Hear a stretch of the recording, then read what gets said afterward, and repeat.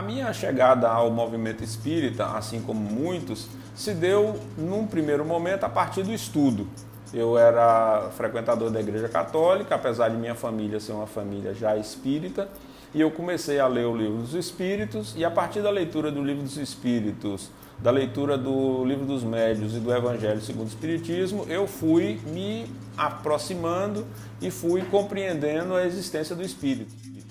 Foi uma fé raciocinada, uma fé na compreensão das coisas, na compreensão do divino, na compreensão do Espírito, porque nós, no movimento espírita, nós não cremos em Deus, nós sabemos que Deus existe. Nós não acreditamos em espíritos, nós sabemos que os espíritos existem. A comunicação dos espíritos é uma realidade, assim como essa nossa comunicação aqui. Assim como a câmera está servindo de intermediária entre mim e os telespectadores, os espíritos, os médiuns, aliás, servem de intermediários para que aqueles que não têm mais o corpo físico possam se comunicar com quem está do lado de cá. E isso fez com que eu me aproximasse dessa doutrina, começasse a estudá-la e começasse a viver conforme esses princípios, que são os princípios da caridade, da solidariedade, da benevolência, do perdão. A doutrina espírita é uma doutrina que tem uma relação com o sagrado, numa dimensão diferente de outras religiões. Para a doutrina espírita, essa noção de sagrado, ela não está revestida de uma ritualística, mas sim de um sentimento. Então, para a doutrina espírita, não existem espaços sagrados, ambientes sagrados, sacralização das coisas. O que existe para a doutrina espírita é uma compreensão da adoração a Deus como um elemento intrínseco a cada um de nós, independente de intermediários, independente de processos, de modelos, de palavras específicas. Porque muitas vezes nós encaramos a fé como sendo um elemento descolado da nossa vida cotidiana. Como se o nosso comportamento dentro de uma igreja, de um centro espírita, de um centro de umbanda, de candomblé, ou mesmo de um outro espaço religioso qualquer, ele fosse um momento de desconexão com a vida social. O exemplo de Jesus, que é na nossa referência, ele nos mostra que a religião precisa servir para nosso relacionamento interpessoal, para a nossa vida cotidiana, e não para um momento de congraçamento, de encontro, porque é muito fácil você orar trancadinho no seu templo.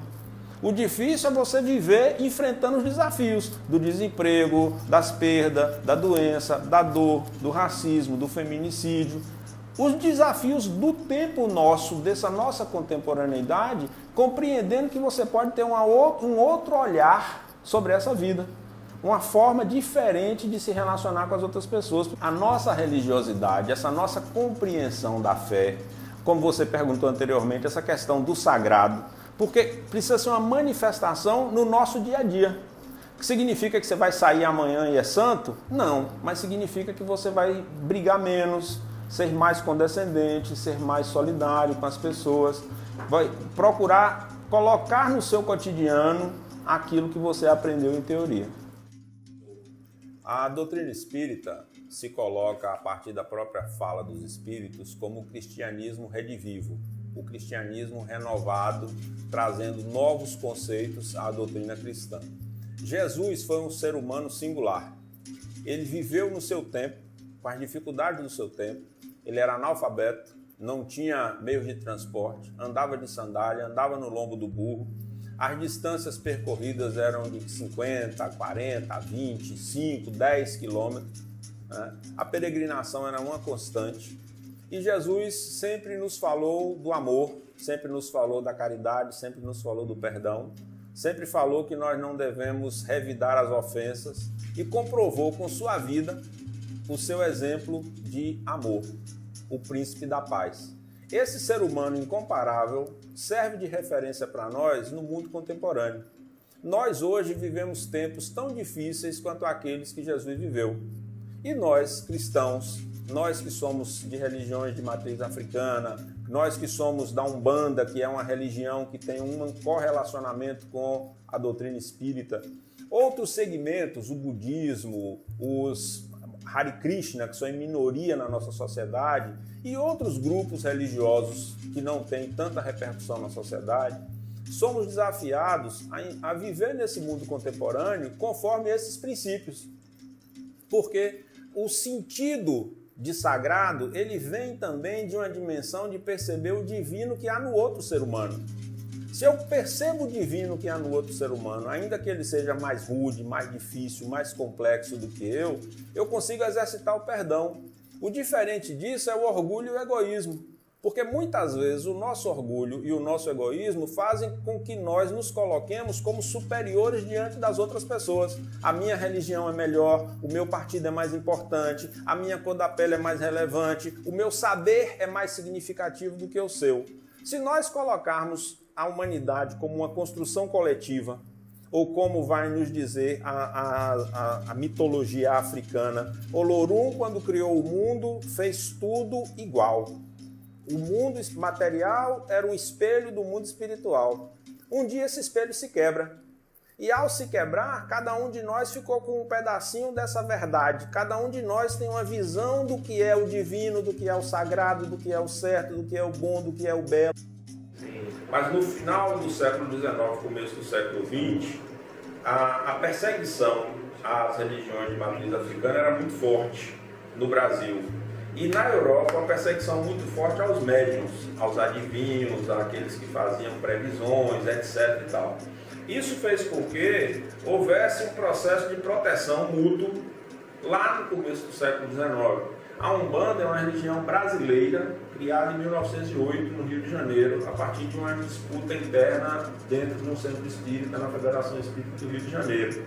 Então, você criou uma certa mistura que foi, durante um certo tempo, protetiva, mas que a partir de um instante subsequente, agora já da virada do século XX para o século XXI, que ela começa a exigir uma separação, usando um termo mais acadêmico, uma clivagem entre conceitos. Por quê? Porque cada um precisa fortalecer suas identidades com respeito. Nós temos, na nossa própria tradição baiana, o preparo do acarajé dentro de uma ritualística, de uma matriz africana, assim como nós temos o acarajé preparado hoje por baianas do acarajé que são evangélicas, que obviamente não vão seguir os rituais e as tradições, o que não deixa o alimento menos gostoso. Talvez, aí aqui fazendo um pouco de brincadeira com o tema, talvez o acarajé preparado por aquelas baianas que são filhas do santo, ele tenha um sabor a mais. Mas esse sabor a mais também depende do quanto você também acredita nisso, o quanto você se envolve nisso. É um alimento. Quem tem Jesus no coração, quem tem amor no coração, jamais se preocupa com isso. Jesus sempre disse, o mal não entra pela boca, o mal é o que sai da boca do homem. Então, mas eu tenho que reconhecer também, e a gente precisa respeitar, que na sociedade há pessoas que estão ainda no nível de compreensão, no nível de preconceito, que não permite determinadas abordagens. E a gente tem que ser acolhedor em relação a isso, senão a gente bebe o veneno que a gente está falando que os outros estão colocando, entende? Quando eu digo assim, existe muito preconceito nos comportamentos das pessoas em relação às religiões. Se eu não paro para pensar que eu preciso respeitar também a forma como o outro enxerga a minha percepção do mundo, eu faço um preconceito invertido. Eu passo a ter preconceito contra ele, quando eu tenho que ter respeito. Haverá dia em que as pessoas vão compreender que isso não tem nada a ver, que isso não faz sentido. Mas é preciso respeitar. Por exemplo, a religião judaica, em determinados períodos do ano ou determinados dias, não come determinada carne, ou não come carne de porco. Isso faz com que a carne de porco seja imunda ou não? Isso aí é uma questão que as pessoas têm que evoluir. Não é evoluir no sentido de ser melhor ou pior, é de compreender. O judaísmo, durante muito tempo, a cisticercose foi uma realidade. Os porcos eram portadores dessa doença. Então, os porcos eram criados soltos. As pessoas defecavam no solo. Transmitiam esses vermes, ia para a carne do porco, as pessoas morriam de cisticercose. Aí você não come a carne de porco. Isso virou uma tradição que chega aqui até hoje. Assim como na época da guerra na Europa, era muito difícil fabricar o pão, era muito difícil ter padaria, era muito difícil fazer tudo. Aí você olha aqueles pães chatos, pequenos, eram pães da época da escassez, que se tornaram alimentos. Você come pão sírio, você come pão não sei das quantas lá, você come isso, você come... Ninguém relaciona isso com nada. Então a gente precisa também quebrar um pouco esses preconceitos. A professora Macota dizia assim, eu não quero tolerância religiosa, eu quero respeito. Porque cada religião tem seu rito, cada religião tem seus cultos, cada religião tem suas dimensões do sagrado. Para as religiões do candomblé e outras de matriz africana, a relação com o alimento, com o preparo do alimento, com o cuidado do alimento, ele tem uma dimensão de sacralidade. Ele tem uma dimensão de entrega, tem uma dimensão de alma que aquelas pessoas estão colocando ali. Ora, se eu como espírita sei que a lei de adoração é uma lei natural e que nós somos seres que temos energia, eu tenho que admitir, como ciência, que é possível que eu coloque parte da minha carga energética naquele alimento que eu estou preparando. Sim.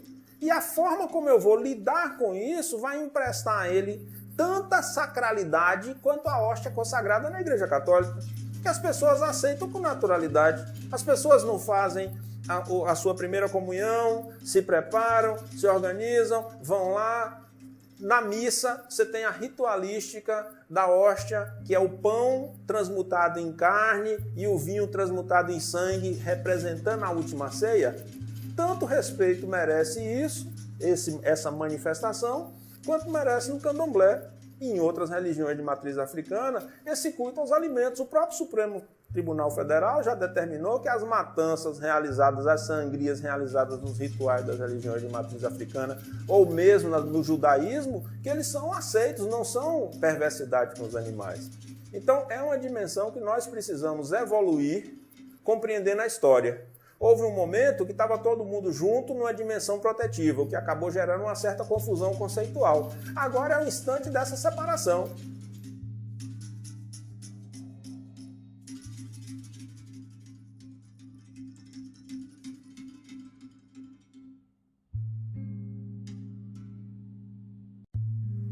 Cada um tem que ir afirmando suas identidades com respeito.